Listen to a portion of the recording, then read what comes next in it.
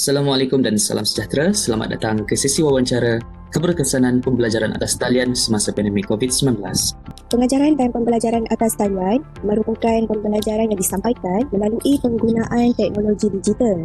Bahan pengajaran dan pembelajaran yang disampaikan menggunakan media yang menggunakan grafik visual, perkataan, animasi, video ataupun audio. Kumpulan kami telah menjemput Encik Asfar untuk menjawab beberapa persoalan tersebut. Beliau merupakan pensyarah Kolej Tingkatan 6 Datuk Pangeran Galpam di Sanakan Sabah. Terima kasih kepada saudara Syafi dan saudara Hidayah. Umum mengetahui bahawa pelajar-pelajar generasi kini kurang menghayati semangat nasionalisme, terutama sekali pada waktu sekarang yang hanya mengajar dan belajar menggunakan kaedah atas talian. Sedangkan kaedah pembelajaran pelajar-pelajar pada waktu sebelum tercetusnya COVID-19 adalah dengan bersemuka di sekolah, dapat mendorong mereka untuk menyambut hari kemerdekaan bersama-sama serta memakai pakaian tradisional pada hari yang tertentu untuk menerapkan semangat nasionalisme dalam diri mereka. Benar apa yang dikatakan oleh kawan saya tu, Encik. Kalau kita dapat lihat, kalau kita berjumpa secara semuka, guru-guru boleh menerapkan nilai patriotisme dalam diri anak murid mereka. Baru-baru ni, pelajar-pelajar dapat menyambut kemerdekaan berada di sekolah walaupun kita terpaksa menjaga penjarakan sosial. Pelajar Hindu telah meraihkan Deepavali pada bulan 11 ini. Namun, mereka terpaksa meraihkan Deepavali di rumah masing-masing. Bagaimana pula dengan bangsa-bangsa lain yang ingin meraih perayaan yang sama? So, pada pendapat Encik, bagaimana kita nak menerapkan nasionalisme dan patriotisme dalam diri murid-murid? Okey, Assalamualaikum warahmatullahi wabarakatuh. Selamat pagi. Tajuk yang diberi pada saya ni adalah berkaitan dengan cara-cara untuk kita menerapkan perpaduan dalam kalangan pelajar. Okey, sebelum tu kamu kena faham bahawa PDPR ini terbahagi kepada dua, sama ada ia dalam talian ataupun luar talian. Bagi saya sebagai seorang pendidik, tidak ada masalah untuk menerapkan konsep perpaduan di dalam proses PDPR inilah. Okay? Sebabnya konsepnya adalah sama, pengajarannya adalah sama. Sama ada di dalam kelas sebelum ini seperti biasa kita adakan dalam kelas, tapi disebabkan sekarang ini berlakunya pandemik COVID-19, konsep ni adalah sama, cuma tempat sahaja berbeza. Bagaimana kita boleh menerapkan perpaduan itu bergantung kepada pendidik ataupun tenaga pengajar, dan yang kedua adalah bergantung kepada pelajar itu sendiri. Contoh pendidik, baru-baru ini tular di laman sosial mengenai seorang guru yang berpakaian mengikut etnik. Ada hari dia berpakaian ikut etnik Sabah, ada hari dia berpakaian Sari, ada hari itu dia berpakaian Cheongsam.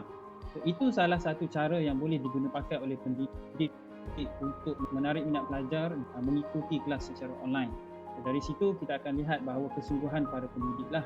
Yang kedua adalah dari segi pelajar. Macam mana pelajar itu sendiri mesti menunjukkan sikap untuk bersama-sama terlibat dalam proses PDPR ini. Setakat itu saja dari saya. Terima kasih kepada saudari Zihui dan Aisyah atas sesi soal pertama sebentar tadi. Sesi wawancara kini diteruskan lagi dengan menjemput saudari Priya dan Alia untuk mengajukan soalan seterusnya kepada Encik Asfar. Dipersilakan. Terima kasih kepada saudara Syafi'i.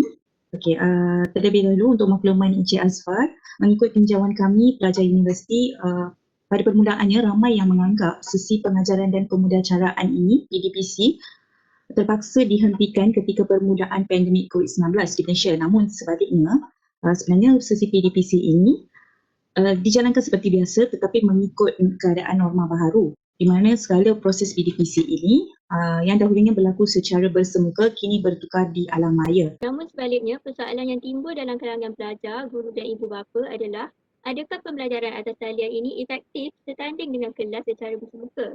Adakah kredibiliti pembelajaran ini setaraf dengan apa yang dijalankan selama ini, iaitu sebelum era COVID-19?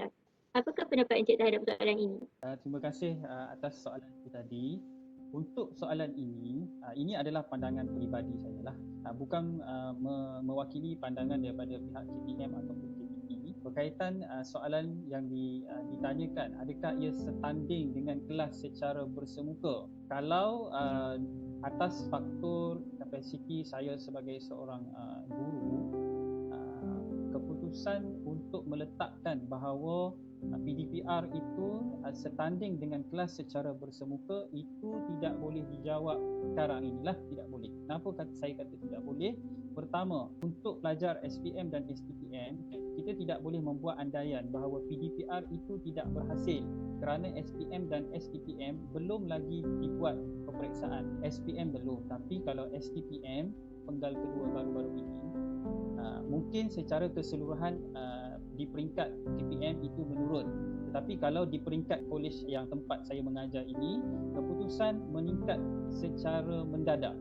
Kami berasaskan pada bukti lah mengatakan bahawa PDPR secara online setakat ini menunjukkan hasil yang positif di kolej kami.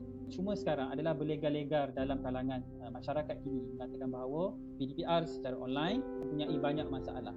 Bagi saya ada yang bersikap positif, ada yang bersifat negatif. Kalau nak kita ukur bahawa efektif atau tidak, kita terpaksa menunggu putusan peperiksaan awam yang sebenar lah. Itu sajalah pandangan saya. Baiklah, kita beralih ke soalan yang seterusnya yang akan diajukan oleh saudari Nur Izzati Nazira dan Nurin Atira. Dipersilakan. Terima kasih kepada saudari Hidayah, Encik Asfar. Seperti yang kita sedia maklum bahawa suasana pembelajaran dalam sistem pendidikan di negara ini telah berubah berikutan daripada penularan wabak coronavirus. Ianya sememangnya memberikan kesan yang amat ketara dalam sistem pembelajaran bagi para pelajar dan para guru. Antara sistem pembelajaran di Malaysia yang terkesan adalah pembelajaran secara atas talian, penangguhan peperiksaan penting dan sebagainya. Jadi, persoalannya di sini, adakah perubahan yang dijalankan ini merupakan kaedah yang bermutu tinggi dan dapat meningkatkan taraf pendidikan yang lebih berkualiti pada masa akan datang? Kita kena lihat bahawa sewaktu pandemik COVID berlaku ataupun menyerang di seluruh dunia, guru-guru Malaysia diiktiraf sebagai guru-guru yang paling banyak menggunakan aplikasi Google Classroom. Boleh semak di Google pengiktirafan yang menunjukkan bahawa kami golongan pendidik akan menggunakan pelbagai platform untuk menjalankan sesi PDPR ini. Perpaduan boleh atau tidak terjadi sekiranya PDPR ini dijalankan secara online. Kalau sebelum COVID itu, teras utama pendidikan adalah untuk menggalakkan perpaduan. So apabila berlakunya COVID, teras itu tidak pernah berubah. Tema ataupun pegangan yang kami pegang, perpaduan itu mesti diterapkan di dalam sesi pembelajaran. Contohnya kalau kita tengok sesi pembelajaran ini, sama ada dia dibuat kalau berlaku perbincangan di Google Meet, okay? Kita masih lagi menerapkan nilai-nilai perpaduan di situ, ataupun perbincangan di dalam aplikasi WhatsApp ataupun Telegram yang biasa digunakan. Kalau di peringkat sekolah, perbincangan kita tidak boleh menggunakan Google Meet semata-mata sebab ada berlaku kekangan dari segi masalah pelajar tidak ada data, pelajar tidak ada telefon, pelajar terpaksa berkongsi telefon dengan adik-beradik yang lain. Jadi kami terpaksa mempelbagaikan. So perpaduan ini memang akan diterapkan secara konsisten lah. Kami sebagai guru ataupun pendidik ataupun saya rasa pengajar, pensyarah di universiti sekalipun, memang itu yang diterapkan di dalam pembelajaran. Tidak ada masalah sama ada perpaduan itu boleh atau tidak dikekalkan. Saya rasa sama ada dia COVID ke, sebelum COVID ke ataupun selepas COVID, benda ini berlaku, masih diterapkan. Cuma isunya adalah sebelum COVID kita bersemuka, selepas COVID tidak atau tidak ia terpaksa dibuat secara online. Okey, itu sajalah pandangan saya. Terima kasih diucapkan kepada saudari Izzati dan Nurin atas perbincangan soalan yang agak menarik bersama Encik Asfar sebentar tadi. Tanpa melengahkan masa lagi, dijemput saudari Chai Kai En untuk mengajukan soalan yang terakhir kepada Encik Asfar. Dipersilakan. Terima kasih kepada saudara Syafiq. Encik Atta, secara keseluruhannya, krisis global akibat penularan wabak COVID-19 telah mencetuskan pelbagai cabaran kepada guru dan pelajar semasa pembelajaran secara talian. Justru itu, apakah cadangan tuan yang boleh dilakukan oleh mereka untuk menangani cabaran tersebut, sekaligus menyatakan harapan tuan mengenai penambahbaikan pembelajaran atas talian terhadap pihak sekolah dan kerajaan? Untuk cabaran kepada pelajar ini, yang pertama adalah kekurangan data. Yang kedua adalah tidak mempunyai telefon pintar, terpaksa berkongsi dengan adik-beradik yang lain. Yang ketiga, rangkaian yang tidak jelas. Dan yang keempat tu adalah sikap malas pelajar itu sendirilah. Cabaran daripada guru ataupun tenaga pengajar, yang pertama adalah dari segi kekangan masa. Kadang-kadang masa itu terpaksa dipanjangkan Kenapa dipanjangkan? Disebabkan oleh yang pertama, kalau kita buat 1 jam kelas, setengah jam pelajar belum masuk, setengah jam lagi ada masalah lain yang tidak sempurna, jadi terpaksa dipanjangkan. So itu memberi kesan psikologi juga kepada guru-guru, kerana kami pihak guru terpaksa bekerja lebih daripada tempoh masa yang biasa. Ada juga kelas yang tidak dapat dibuat pada waktu petang, jadi cikgu-cikgu terpaksa mengkorbankan masa pada waktu malam. Di universiti saya percaya tidak akan ada pensyarah yang boleh berkompromi dengan pelajar. Itu memang kita semua tahu. Tapi apabila di sekolah, cikgu terpaksa berkompromi dengan pelajar, memahami masalah pelajar, terpaksa ubah waktu dan sebagainya. Yang kedua, cabaran yang dihadapi oleh guru ini adalah daripada guru itu sendiri. Ada sesetengah guru yang memberikan latihan ataupun tugasan melebihi yang sepatutnya kepada para pelajar. Jadi bila tidak ditanda, itu akan mempengaruhi emosi para pelajar lah. Saya tidak melihat kepada semua benda yang baik itu datang daripada guru itu sendiri. Okay? Dan yang ketiga adalah bebanan dari segi kami terpaksa membuat report secara online. Kalau kelas itu dibuat secara online, pada hari itu juga ataupun sebelum jam 6 petang, report itu mesti dihantar kepada KPM. So, apa akan jadi kalau cikgu terpaksa buat kelas pada waktu malam? Itu kekangan pada bagi kami lah. Okey, yang kedua yang berkaitan dengan beberapa cadangan ini, saya rasa pihak KPM dengan KPT mempunyai kumpulan yang sesuai, yang tahu bagaimana untuk merancang strategi bagi meningkatkan kaedah PDPR ini secara online. Okay? Kami penjawat awam memang akan ikut apa yang ditetapkan oleh KPM dan juga KPT. Cuma cadangan yang boleh saya utarakan, pertama, tingkatkan dahulu keperluan ataupun kapasiti kebolehan capaian internet itu dahulu, terutamanya di kawasan-kawasan tertentu, di kawasan-kawasan pedalaman dan sebagainya. Kalau di sekolah-sekolah yang tidak ada kemudahan ini, so pelajar mempunyai masalah untuk terlibat PDPR secara online. Dan yang kedua, bagilah bantuan kepada pelajar-pelajar yang memerlukan daripada golongan B40.